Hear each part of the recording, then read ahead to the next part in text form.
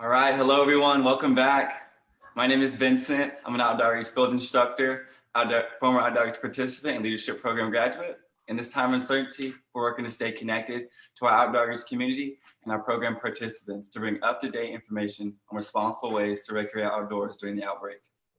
Our goal is to promote active living, mental health, and well-being during this COVID-19 outbreak. We want to make sure that we're getting outside in a responsible way during this COVID-19 outbreak.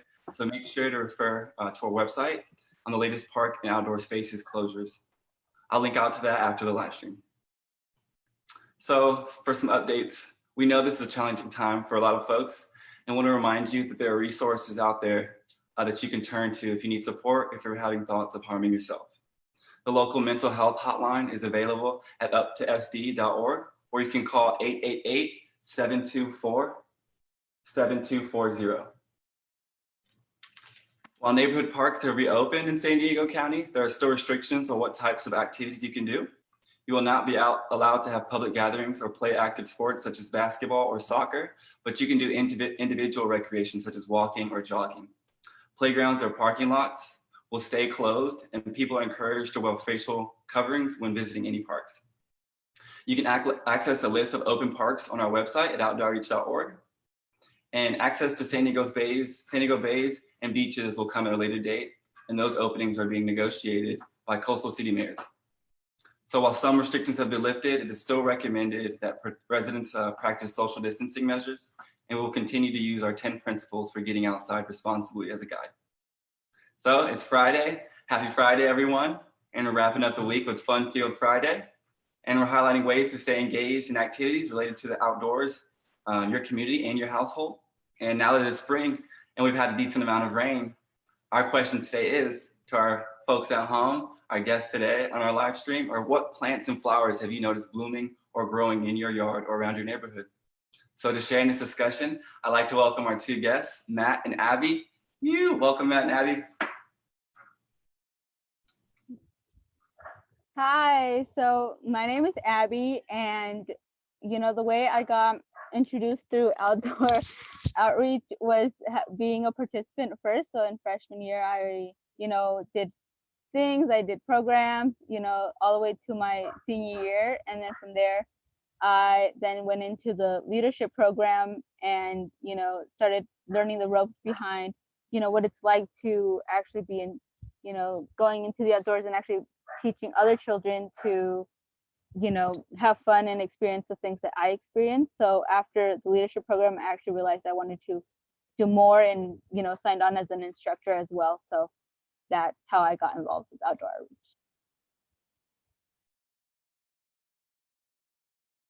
Hey everyone, my name's Matt.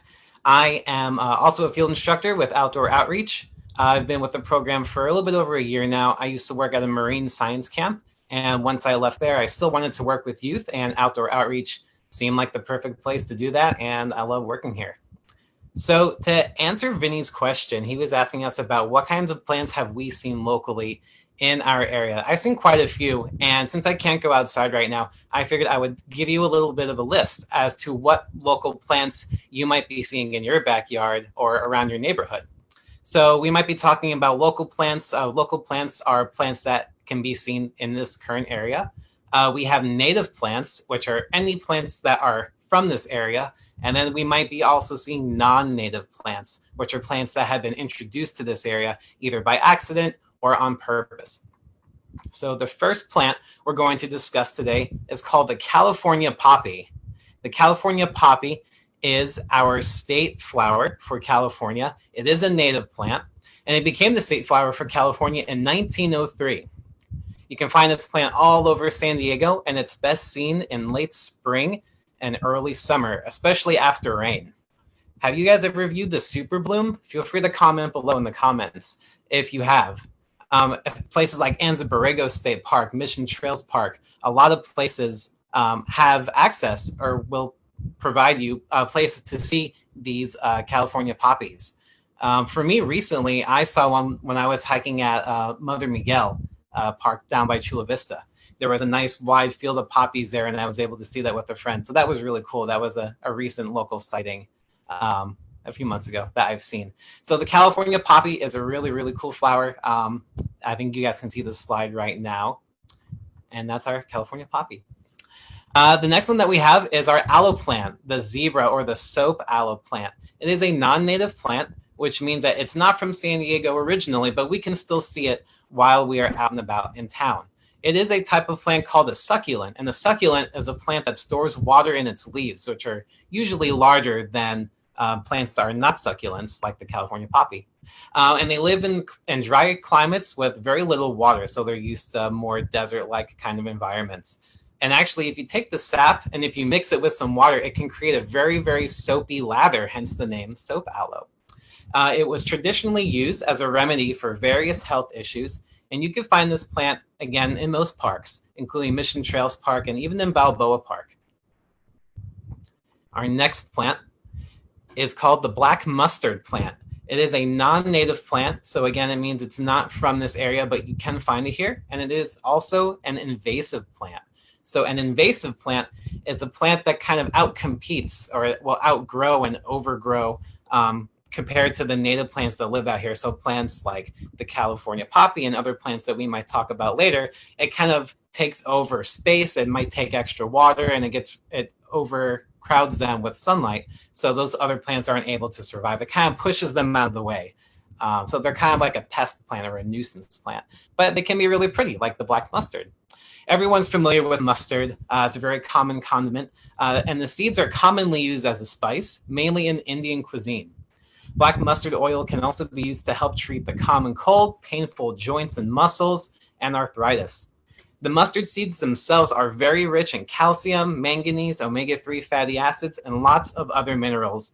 And like all of the other plants that we've seen, it's very common in San Diego. So for the last plant that I will talk about is probably not a pleasant one to touch, but still cool to look at. It's called the stinging nettle. It is a native plant, so that means it is from San Diego. You can find it all over the place, but please be careful with this plant. Like the name suggests, the leaves and stem contain hollow hairs, which can make it very sensitive to your skin if you touch it. So please be careful with that. However, even though the plant can sting, it has a very long history of being used in traditional medicine. It's used in food. It's used in tea. It's even used as a raw material in textiles. Again, you can see this all over San Diego, and it's a very cool plant. But again, please be careful. You don't want to get any owies. So those are some of the plants that we might see out here. And now I'm going to send it over to Abby, who will tell you a little bit more about some of the other plants that we might see. And we might get to see some plants in real time as well. Thanks, Matt. So for me, I'm going to show you things about my garden, so the things that I see. So I'm going to start off with these two plants. So these two are, I don't really know the name, but I asked my mom, because since she's the one that grows most of the plants in our garden, she calls these the jewels because she likes how they hang and how beautiful they are. So at the moment, they're actually faltering because these types of plants, they grow for a very long time, and then they'll only pop out for a couple of days before they start dying. So they're not, they don't live long, but they actually take a really long time to grow. So next, I am going to take y'all, to the back of my garden, so much more greener area scenery. So I'm going to show you a pear, I guess cactus in a way. It has like a small little, flower growing out of there from the side, and it's got like some green things. So we just have that one back there. We also have aloe back here.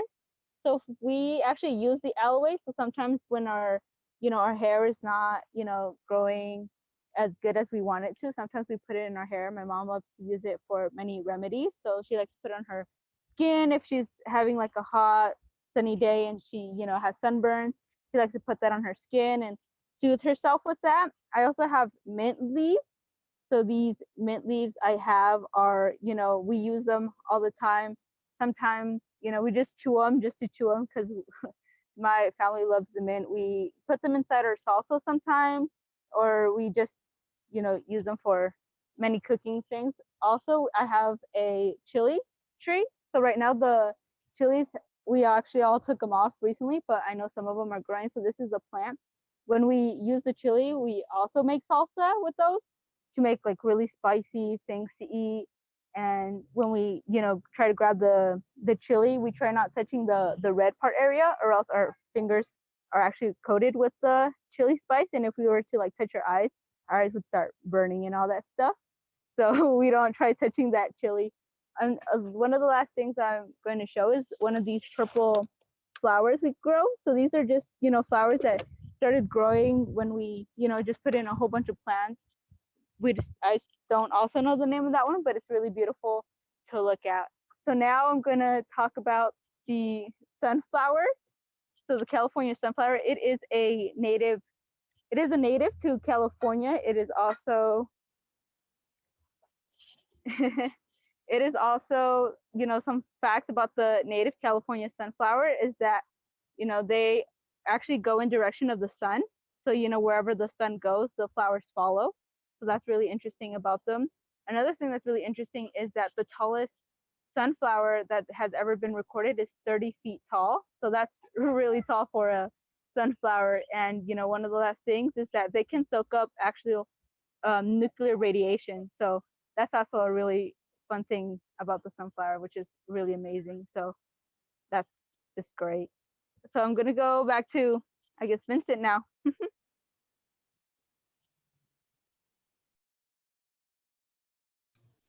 Right on. Thank you all for sharing, Matt and Abby. Those are awesome. I love the prickly pear cactus, as well as the California poppy.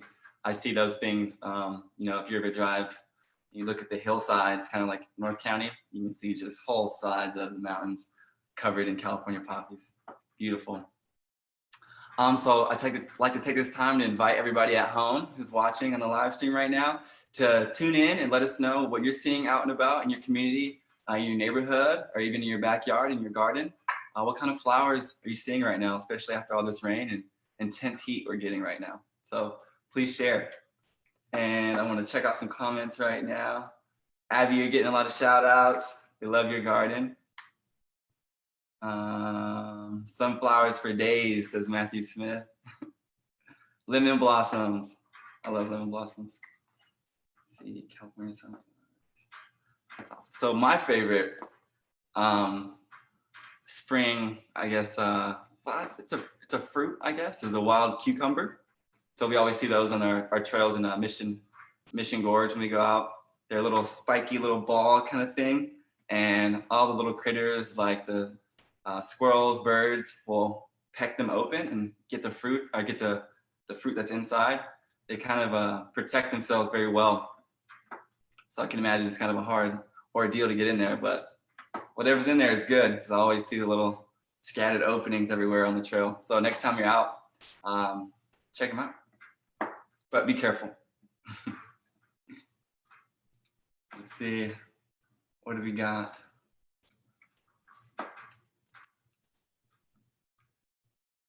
Matt and Abby, can you think of any other flowers that you've seen lately?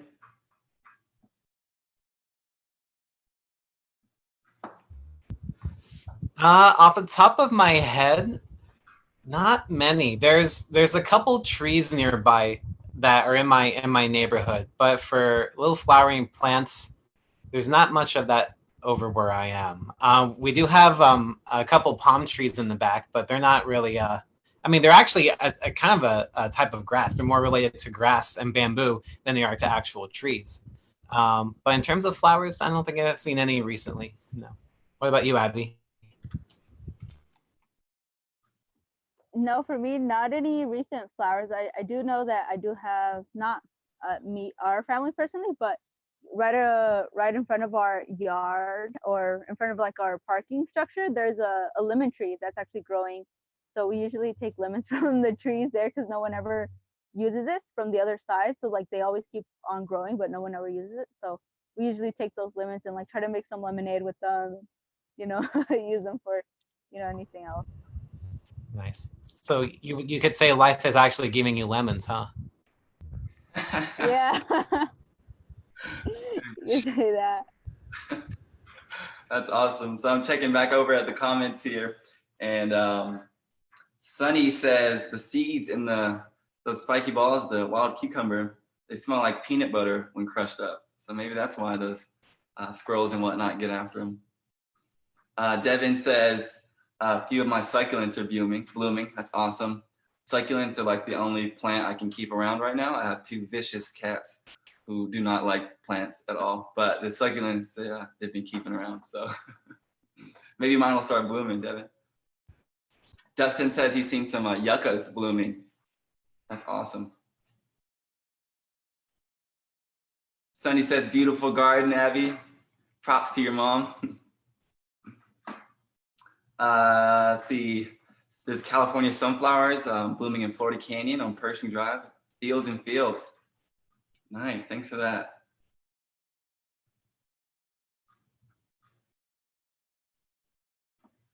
Blooming cacti, yeah, that's awesome. Hey, which plant does nopales come from? Anybody know? Is that the prickly pear? Right now? Talking to you guys at home too. Let me know. I've had nopales maybe 2 or 3 times. Somebody had that? It's like the fruit of the cactus, like crushed up. Come on, Abby, I know you know what I'm talking about. Matt, you've had it too. Get them. Ben says I should get my cat some catnip. It's a mint, yeah. It's a mint in the mint family, I believe. And it has flowers. Should do that. It's a win-win.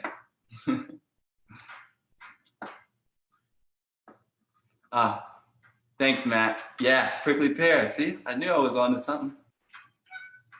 So, Abby, you have to make us some nopales when this is all over. If you have enough prickly pear fruit. Yeah, totally. Oh, nopales tacos. That sounds amazing. I was just gonna mention that you can, if you take the leaves and you cook them and you take off all of the spines, yeah, you can put them in tacos and they're super, super tasty. That sounds awesome. So it's not actually the flower; it's actually like the cactus itself, huh? I believe it's the leaf of the cactus. Yes. Well, there you have it, folks. It's a prickly pear. The fruit are called. Yeah, Ben says as well. He's confirming. It's called the nopal, and the fruit are called tunas. Huh. Right on. Well, thanks, folks, for shouting out and giving us some feedback here in the comments. Give you one more chance to let me know what kind of flowers are blooming in your neck of the woods. Something that I've been curious about too for Vinny and Abby is everyone's been talking about, now that everyone is kind of sheltering at home, a lot of the animal life has been kind of been more active. I wonder if there is going to be a similar thing with plants too. Not necessarily plants being active, but you know what I mean? Maybe is there going to be a larger presence of certain plants that maybe we've been impacting in a way that we don't know? Like, so maybe if when we return to these parks and the trails and things get slowly reopened again, do you think we might be finding new plants or maybe different species of plants that we hadn't previously seen in a certain area before? Yeah, I think so for sure. I think we're gonna get there's gonna be a lot of new growth, but also I think there's gonna be a newfound appreciation for some of these, whether they be weeds or just natural growth. I think we're gonna be a lot more appreciative of having those things around and maybe watching every step and staying on trail a little more.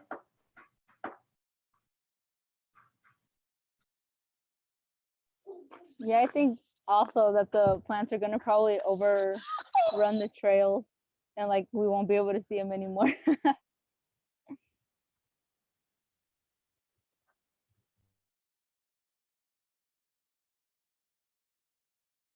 Right on. Well, I just want to thank you two, Matt and Abby, for joining us today on our live stream. Also to you folks at home who are tuning into us right now. And I want to just wrap up by letting you know this Wednesday we'll have a YouTube video out, and this coming Monday we'll have another live stream for Mindfulness Monday to kick off your week. So to the folks at home and to you, Matt and Abby, thank you so much for joining us, and we'll see you next time.